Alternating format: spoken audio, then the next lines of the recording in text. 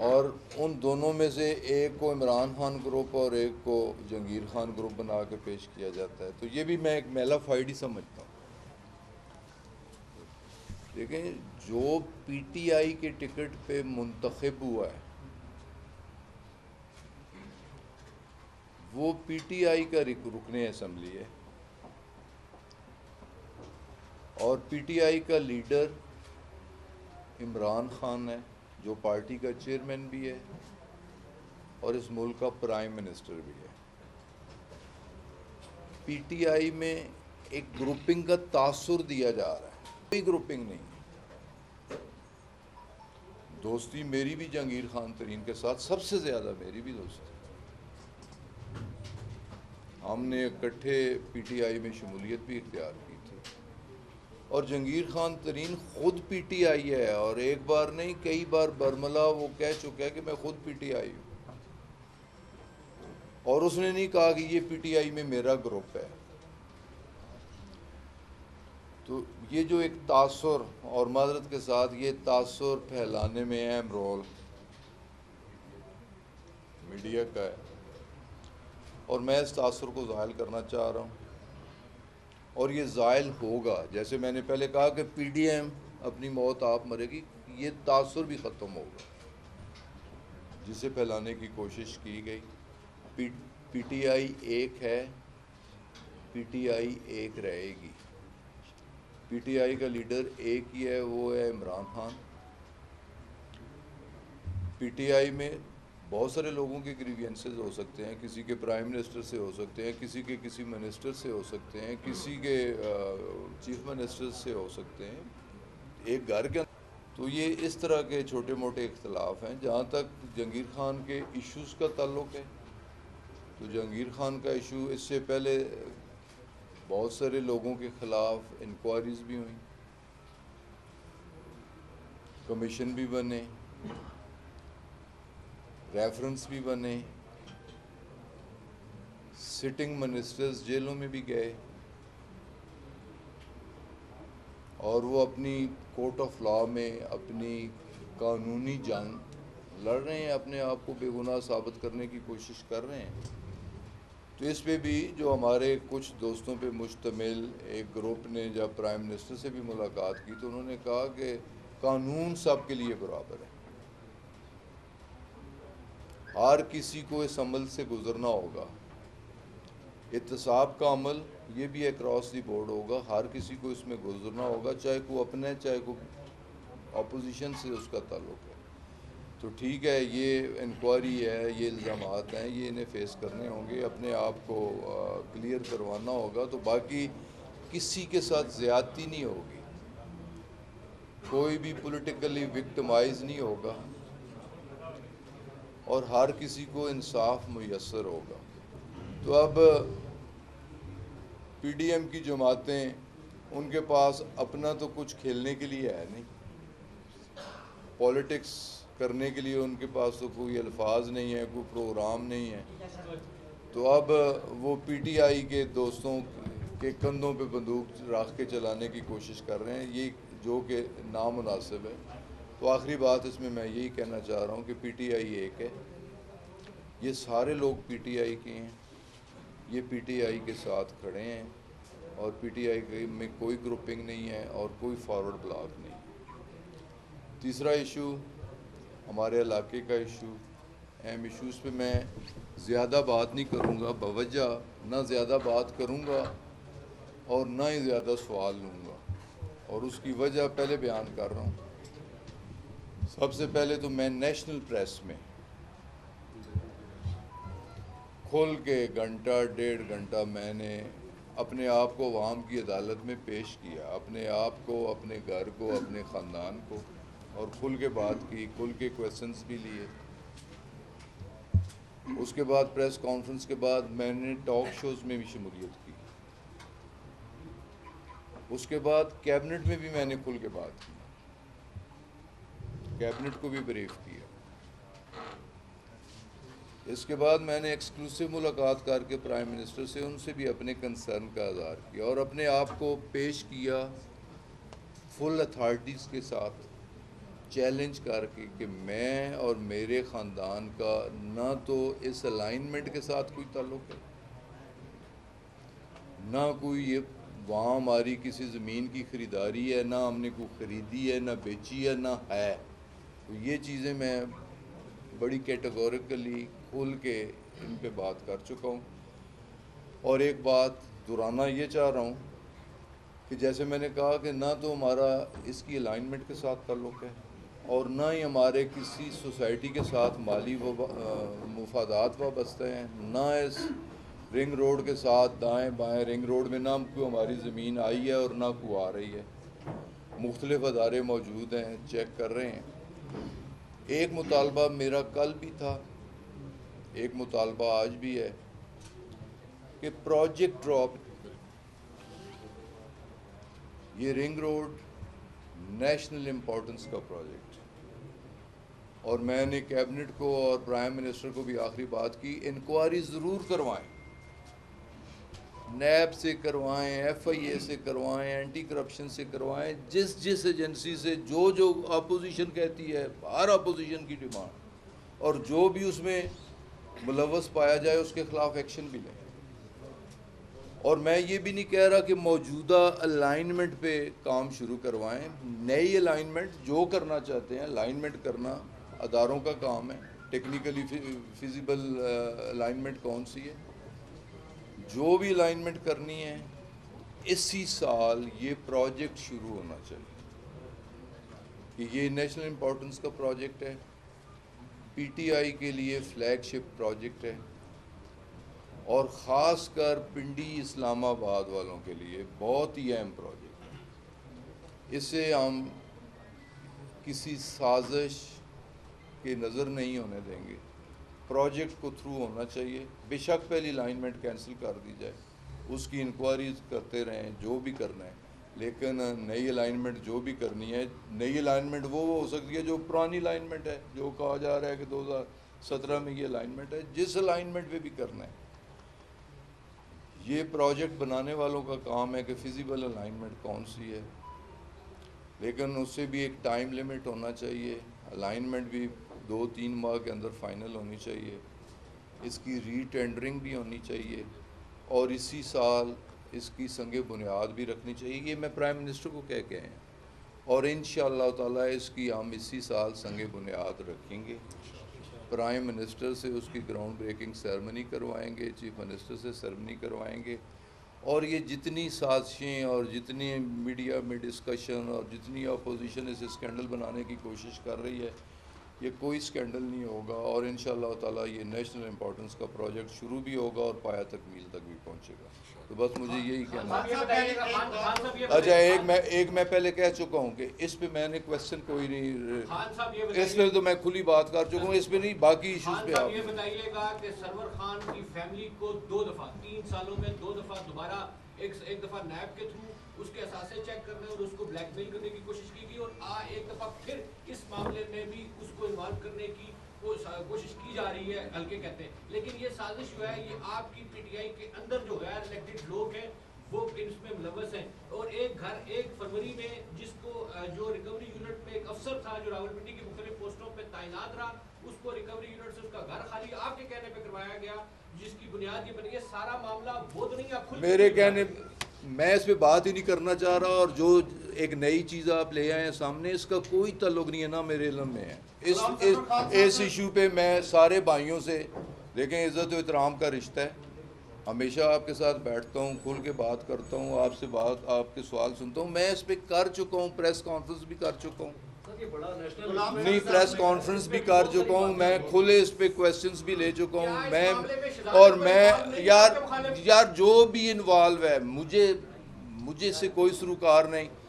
Inquiry होनी चाहिए, जो भी जिम्मेदार है उसे टांकना चाहिए। बस मुख्तसर बात यह है कि उसमें मैं हूँ, मेरे घर का, मेरे ख़ानदान का भी कोई फ़र्द हो, कोई भी हो, बिला तफरीक हो, और जिम्मेदार को फिक्स करना चाहिए। ये इस पे मैं आखिरी बात आपने मीडिया को पटेरे में खड़ा कर दिया। जहांगीर तरीन के मामले में मीडिया ग्रुप बंदी करवा रहा है, मीडिया ही की वजह से आप यहाँ पे बैठे हुए हैं। आज ये मीडिया आपको बुरा लगता है। एक तो सवाल ये कि मीडिया, हम इसके ऊपर एहतजाज करते हैं, आपने पूरा मीडिया, आपके अंदर से आवाज़ें आती है, उसमें मीडिया का क्या कसूर है? एक दूसरा हमारा ये मेरा ये सवाल है कि चौधरी निसार अली खान हल्फ उठाने जा रहे हैं, आपको कोई मसला वगैरह तो नहीं होगा आपके हल्के में? और आखिरी, आप जब प्राइम मिनिस्टर से मिले हैं रिंग रोड मंसूबे के हवाले से आपने क्लियर किया, नेशनल मीडिया में भी या भी सब जगह पे आप अपने आप को क्लियर करते हैं, जिस तरह जुल्फी बुखारी ने रिजाइन दे दिया है कि मैं अपने आप को पेश करता हूँ, क्या आप भी रिजाइन दे के सामने आ रहे हैं इस मामले में? मैं इस पे पहले बात कर चुका हूँ कि मैं नेशनल मीडिया, फेडरल कैबिनेट और प्राइम मिनिस्टर के साथ मैं सारी बातें कर चुका हूँ। मुझे इस पे किसी बात की क्लैरिफिकेशन देने की कोई ज़रूरत नहीं। अल्लाह की अदालत में मैं सुरखरू हूँ और मेरे प्राइम मिनिस्टर ने भी कह दिया कि आपके ख़िलाफ़ कोई बात नहीं। मेरे कैबिनेट कुलीग्स ने भी 2, 3, 4 मौक़ों पे, और फिर भी मैं अपने आप को इंक्वायरी के लिए पेश कर रहा हूँ कि नैब से करवाएं, एंटी करप्शन से करवाएं, FI जिससे मर्ज़ी करवाएं। मैं इंक्वायरी से भागने वाला नहीं है। इंक्वायरी ज़रूर करवाएं, मेरी करवाएं, मेरे ख़ानदान की करवाएं, मेरी औलाद की कराएं। अगर हम में से कोई भी किसी चीज़ की इरेगुलरिटी का जिम्मेदार ठहरे तो ज़रूर एक्शन। है कि आप अगर क्लियर थे तो आपको प्रेस कॉन्फ्रेंस करने की जरूरत नहीं थी। और बिल्कुल बिल्कुल बिल्कुल और बिल्कुल बिल्कुल अच्छा नहीं, वज़ीर आज़म साहब बस यार आप छोड़े ना। एक बात मैं खुदा रहा, एक बात नहीं गुस्सा आ रहा है। आप पॉजिटिव रहा करें, आप पॉजिटिव रहा करें, आपने नेगेटिव नहीं करना। आप सीधी बात करें, सीधी देखें। मेरी आप बात सुन लें ना, आप बात सुन लें। लेकिन प्राइम मिनिस्टर ने मुझे बिल्कुल ये कहा कि आपका नाम ही इंक्वायरी में नहीं है, रिपोर्ट में नाम ही नहीं है, तो आपको प्रेस कॉन्फ्रेंस करने की ज़रूरत क्या थी?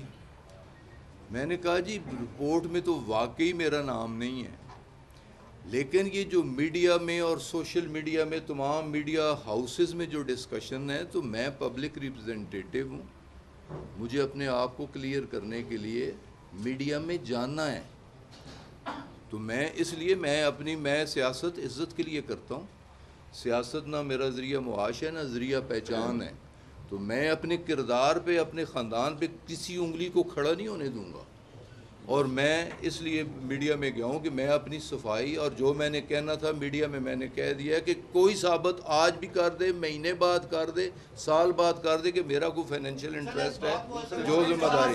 अब सर आप जहाँ भी प्रेस कॉन्फ्रेंस करेंगे ना, वहाँ पर सवाल आपसे उठेंगे, तो ये आप अगर बंद कर देंगे इस चीज़ को, ये तो बड़ा चले मैंने इस हद तक जवाब आपने कहा कि इसमें सवाल आ गए तो ये तो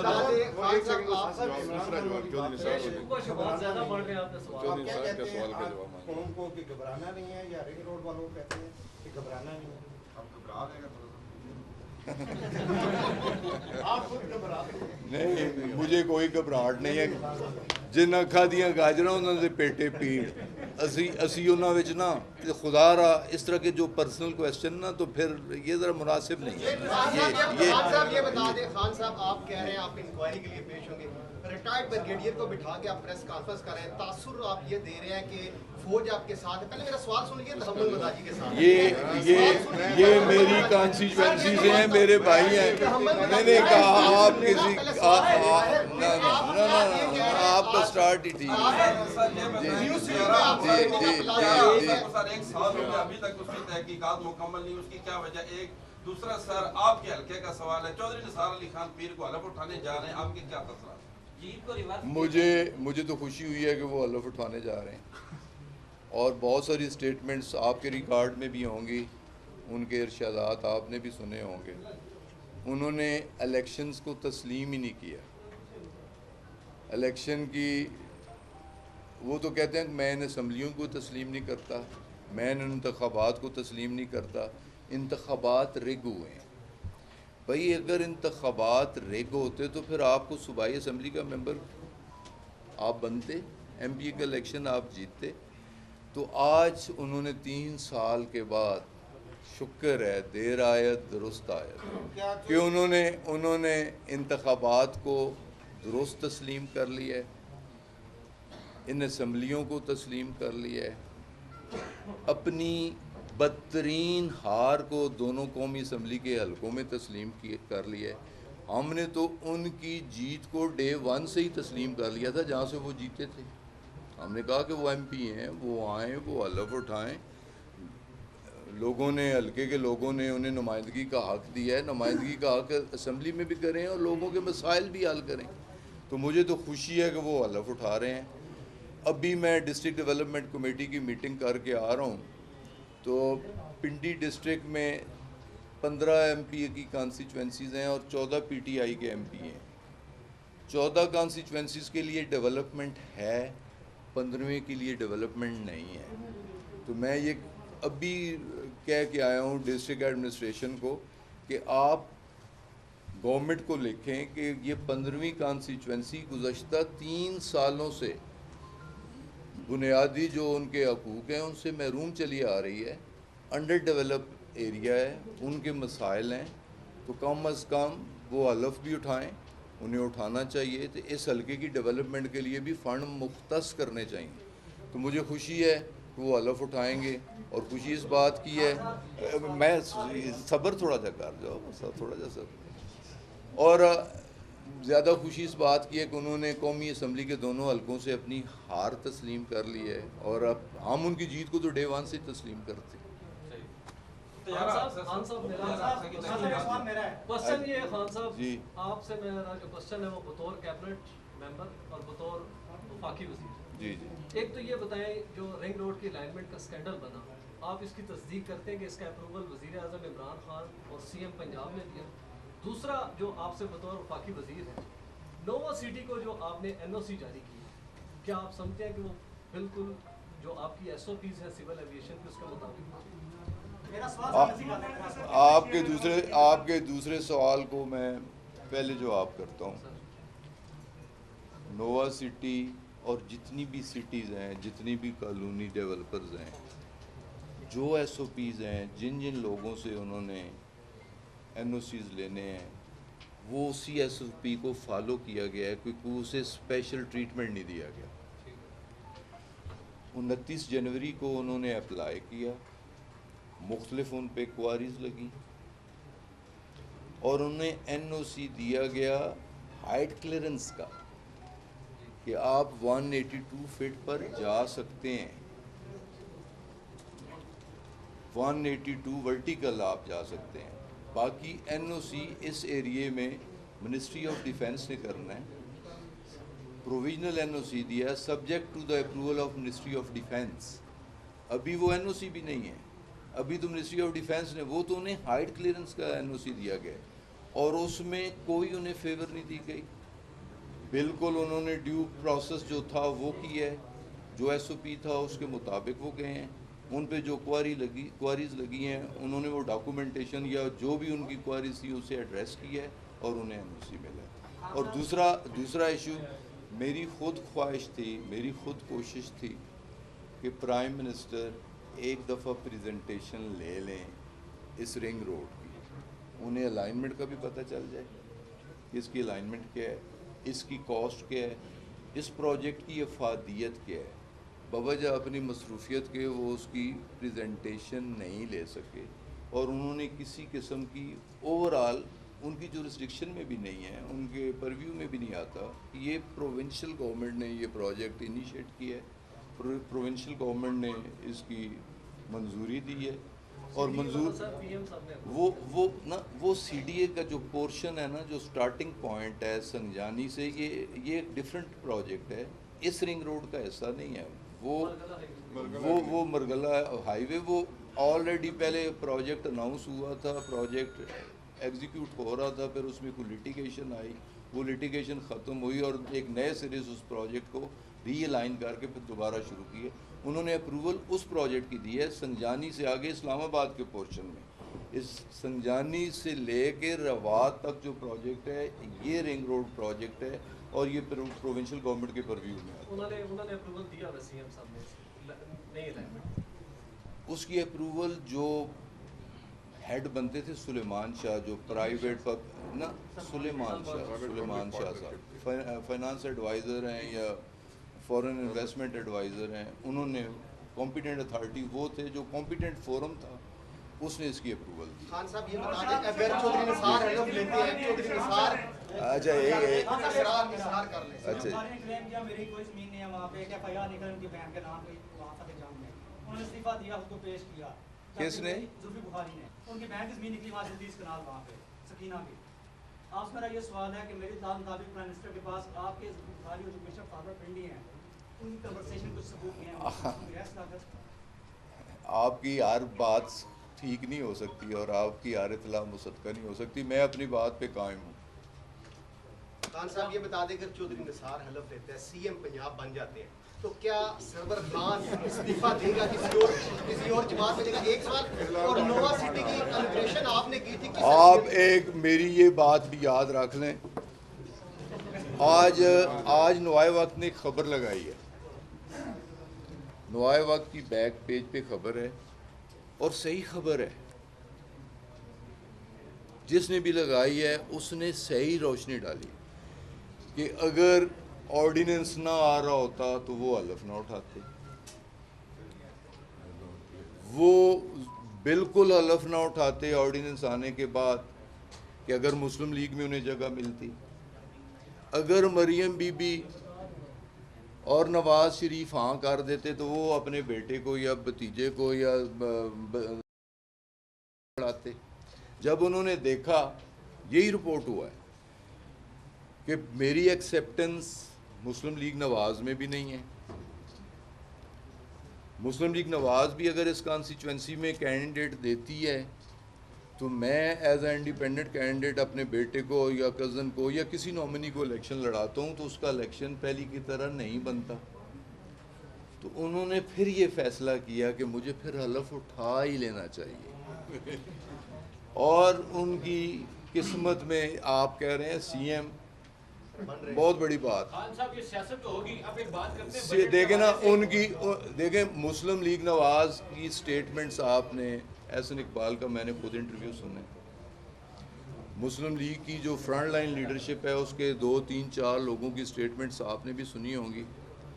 अब वो अगर आ भी गए ना मुस्लिम लीग में, वो पीछे बैठेंगे जिधर से वो नजर नहीं आए। एक दो सवाल ले लें खान साहब ये आप। बताइएगा कि सियासत होगी, रिंग रोड होगी, तमाम मामला हो गया, ये बताइएगा कि खास चौधरी करके इसका साहब का आवाम सवाल के बुनियादी मसाइल हैं, महंगाई, जी। बेरोजगारी और जो बिजली और गैस की कीमतों में मुसलसल इजाफा हो रहा है, इस हवाले से आपकी हुकूमत, अब क्योंकि आइंदा बजट आने वाला है और इसके बाद मेरे ख्याल में ये आपका आखिरी शायद साल हो, उसके बाद इलेक्शन की तैयारियां होंगी, तो ये बताइएगा कि ये आपकी हुकूमत इस हवाले से क्या वो है? एक बजट हो रहे अच्छा हैं। खान साहब, अच्छा, इसके साथ एक सवाल ले लें। खान साहब वो चौधरी इसके साथ बैठे हैं।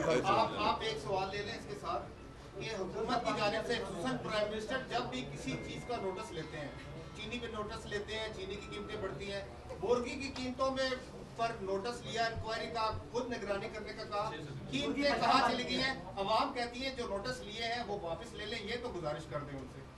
खान साहब चौधरी इसका अब सवाल ले लें। पहली बात तो ये है कि एक बजट नहीं, हमने 3 बजट करने हैं। अच्छा 3 बजट हो ये बजट भी करना है, 2022 का भी करना है और 2023 का भी बजट करना है। 3 बजट हमने करके जाना है और ये तीनों बजट्स अवाम की बेहतरी के लिए करने हैं, इस मुल्क की बेहतरी के लिए करने हैं।